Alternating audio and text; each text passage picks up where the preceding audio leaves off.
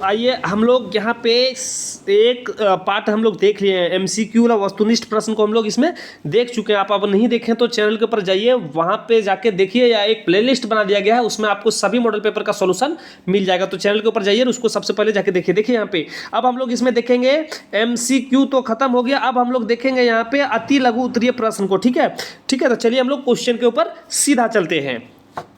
Question के ऊपर जाने से पहले अगर चैनल के ऊपर आप नए हैं तो चैनल को सब्सक्राइब कीजिए, वीडियो को लाइक कीजिए, दोस्तों के पास जरूर शेयर कीजिएगा। ठीक है, देखिए हम लोग क्वेश्चन के ऊपर चलते हैं। तो हम लोग क्वेश्चन के ऊपर आ गए। ठीक है, क्वेश्चन देखिए यहाँ पे दिया गया, मानव भूगोल को परिभाषित कीजिए। तो आइए सबसे पहले हम लोग मानव भूगोल को परिभाषित करते हैं। इसमें जितने भी प्रश्न है सभी प्रश्न को हम लोग एक एक करके हल करने का प्रयास करेंगे और इस प्रकार से आंसर आप लिख सकते हैं। तो मानव भूगोल को परिभाषित करना, चलिए हम लोग चलते हैं मानव भूगोल को परिभाषित करने के लिए।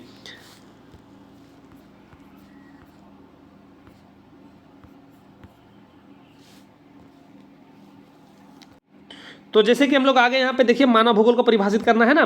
तो देखिए मानव भूगोल वह विज्ञान है जिसके अंतर्गत मनुष्य और उनके भौतिक पर्यावरण के मध्य संबंधों का अध्ययन किया जाता है।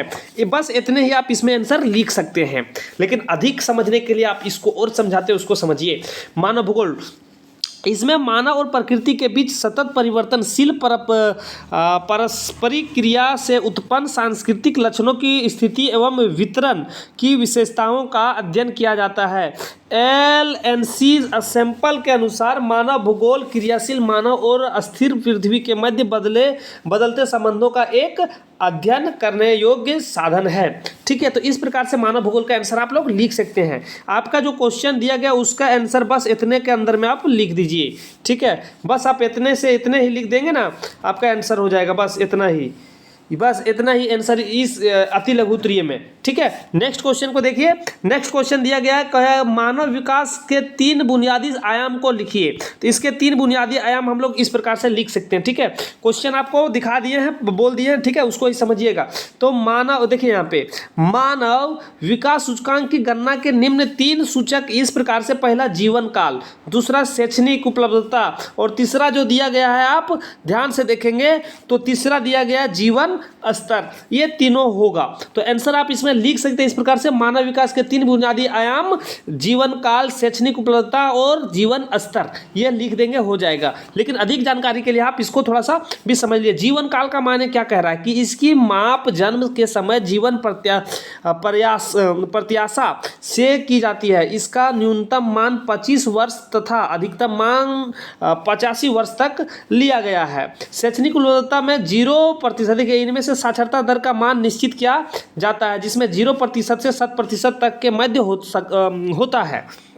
और यहाँ पे जीवन स्तर में क्या है, तो प्रति व्यक्ति वास्तविक सरल घरेलू उत्पाद जीवन स्तर का सूचकांक होता है। यह न्यूनतम $100 से 40,000 अमेरिकी डॉलर के मध्य निश्चित किया जाता है। ठीक है, तो इस प्रकार से आप इसका आंसर लिख सकते हैं कि मानव विकास के 3 बुनियादी आयाम कौन कौन से हैं। लॉन्ग में पूछेगा तो भी इसमें आप लिख सकते हैं। नेक्स्ट क्वेश्चन को देखिए। नेक्स्ट क्वेश्चन दिया गया है कि स्वामित्व के आधार पर उद्योग को कितने भागों में बांटा गया है। तो स्वामित्व के आधार पर उद्योग को 4 भागों में बांटा गया। ठीक है, सार्वजनिक क्षेत्र के उद्योग, जिसमें मतलब कि सरकार इसके ऊपर काबू रहती है। निजी क्षेत्र में, देखिए सार्वजनिक क्षेत्र में सरकार, निजी में किसी खास व्यक्ति द्वारा, संयुक्त में सरकार और किसी खास व्यक्ति दोनों मिलकर, सहकारी में, ठीक है, सहकारी उद्योग दोनों का होता है। ठीक है, तो इस प्रकार से आप लोग स्वामित्व के आधार पर उद्योगों का वर्गीकरण कर सकते हैं।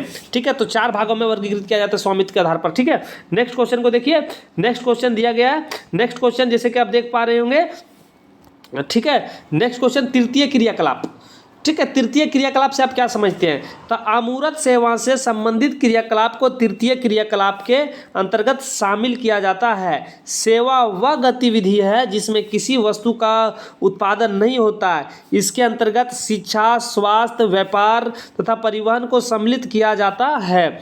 इस व्यवसाय में लगे हुए लोग प्रत्यक्ष रूप से कोई काम नहीं करता है, बल्कि अपनी कार्य कुशलता तथा तकनीकी क्षमता के से समाज की सेवा करता है। तो इस प्रकार से तृतीय क्रियाकलाप को आप समझ सकते हैं कि इसमें सेवा क्षेत्रक अवेलेबल होता है। ठीक है, तो आंसर आप लोग इस प्रकार से लिख सकते हैं कि सेवा क्षेत्र तृतीय क्रियाकलाप से आप क्या समझते हैं।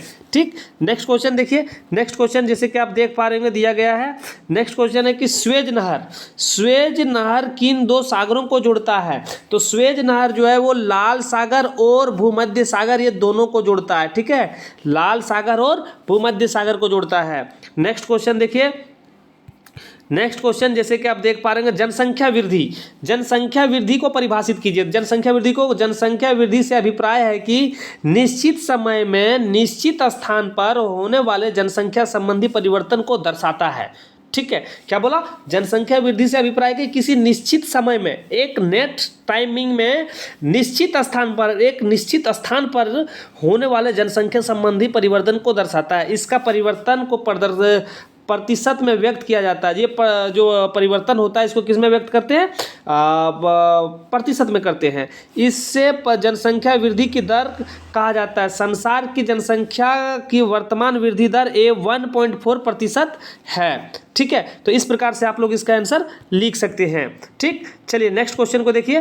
दिया गया नेक्स्ट क्वेश्चन है कि फसल साइज गहनता से क्या तात्पर्य है। तो इसका गहनता की साइज गहनता का अर्थ है कि एक कृषि वर्ष में एक ही खेत में कई फसलों उगाना। उदाहरण के लिए एक किसान के पास 5 हेक्टेयर भूमि है, उसमें खरीफ की फसल काट लेने के बाद रबी की फसल 3 हेक्टेयर में बोता है, तो उस किसान को 8 हेक्टेयर भूमि से फसल प्राप्त की। इसको निम्न सूत्र से ज्ञात किया जा सकता है। तो देखिए, साइज गहनता का अर्थ है कि एक कृषि वर्ष में एक ही खेत में 2 बार या 3 बार अनेक बार फसल को उगाया जाता है, उसी को साइज गहनता कहते हैं। ठीक है, जैसे कि अभी हम लोग धान काटने के बाद गेहूं लगा दिए, गेहूं खत्म होगा जठुआ लगा देंगे। तो इस प्रकार से जो लगाएंगे उसको हम लोग सस्य गहनता कहेंगे, कृषि कहेंगे। ठीक है, और यहाँ पे इसका सूत्र होता है सस्य गहनता निकालने का कुल बोया गया क्षेत्र बटे शुद्ध बोया गया क्षेत्र इंटू 100। इसको हम लोग जब एथी करेंगे तो इससे आपका सस्य गहनता निकल जाएगा। ठीक है, गहनता क्षेत्र निकल जाएगा। ठीक, तो इस प्रकार से आप इसका आंसर लिख सकते हैं। ठीक है, चलिए नेक्स्ट क्वेश्चन को हम लोग देखते हैं। नेक्स्ट क्वेश्चन जैसे कि आप देख पा रहे होंगे दिया गया कहता है कि भारत के पूर्वी तट पर स्थित किन्हीं 4 पत्तनों, मतलब कि दिया गया है ईस्ट कोस्ट पोर्ट जिसको कहते हैं। ठीक है, भारत में 4 बंदरगाह के बारे में बात कर रहा है कि लिखना है। तो क्या बोला कि name any 4 port on the east coast, मतलब पूर्वी तट पर जो स्थित है ये बंदरगाह उसके बारे में बता रहा है। तो पूर्वी तट पर सबसे पहले तूतीकोरिन जो तमिलनाडु में अवेलेबल है। ठीक है, एनोर ये भी तमिलनाडु में, चेन्नई वाला एयरपोर्ट जो बंदरगाह है वो भी तमिलनाडु में, विशाखापट्टनम आंध्र प्रदेश में अवेलेबल है। ठीक है, तो इसका आंसर इस प्रकार से होगा, आप लोग लिख सकते हैं। अब यहाँ पे देखिए कि लघु उत्तरीय प्रश्न हम लोग नेक्स्ट वीडियो में देखेंगे, क्योंकि वीडियो लंबा होगा, आप लोग देखना नहीं चाहेंगे, तो नेक्स्ट वीडियो में देखेंगे। तो आप लोग चैनल के ऊपर नए तो चैनल को सब्सक्राइब कीजिए, वीडियो को लाइक कीजिए, दोस्तों के पास ज़्यादा से ज़्यादा शेयर कीजिए। ठीक है, तो चलिए हम लोग वीडियो को समाप्त करते हैं। जय हिंद।